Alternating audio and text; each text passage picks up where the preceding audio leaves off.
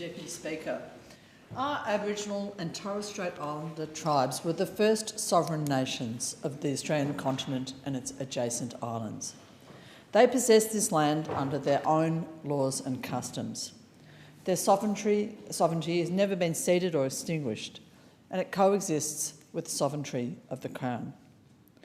For more than 30 years, all sides of politics in Australia have accepted the need for a credible Indigenous voice to the federal government, for constitutional reforms to empower our Indigenous people to take a rightful place in their own country. In the Statement for the Heart, our First Nations people asked us to create for them a voice to this Parliament. It is a beautiful document. It is an invitation and a gift to our nation from the Aboriginal people.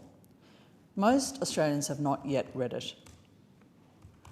The concept of a voice to Parliament is simple but powerful. It will be a body of Indigenous people with the rights and means to be formally consulted on policy and legislation which affects their communities. Essentially, representative Indigenous Australians who know their communities will be able to speak directly to parliamentarians in Canberra. They will offer us practical and effective solutions to their unique challenges: jobs, health, education and justice. The voice will be purely advisory in construct and effect. It will not have the power of veto over legislation. A voice could be established by legislation without a constitutional amendment. We know this because it's been attempted before, numerous times. Previous representative bodies were poorly designed and underfunded and ultimately abolished. We've learned from those experiences. This constitutional model results from extensive dialogue in Indigenous communities around the country. The existence of a voice, but not as form, will be entrenched in our Constitution. The details of the voice they should, be delineated by Parliament. The details of the voice will be mutable. They can change over time as we need them to change. The details do not need to be in the Constitution. They should not be in the Constitution.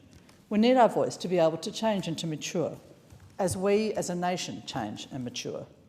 We need it to be adaptable and flexible as we as a nation are adaptable and flexible. The need for constitutional recognition of Aboriginal and Torres Strait Islander people has been supported by Prime Ministers of all persuasions since John Howard in 2007. Recognition is a simple statement of fact that Aboriginal and Torres Strait Islander people were the first people here. A voice to Parliament is a simple and practical way to achieve this recognition in the Australian Constitution. Australians are fair and generous people. I know that my constituents in Kooyong are fair and generous people. In 1897, Mark Twain said that Australian history does not read like history, but like the most beautiful lies. It's time for us to tell the truth. It's only fair that our 122-year-old Constitution recognises Indigenous people as the first people of Australia. In 1967, they were counted.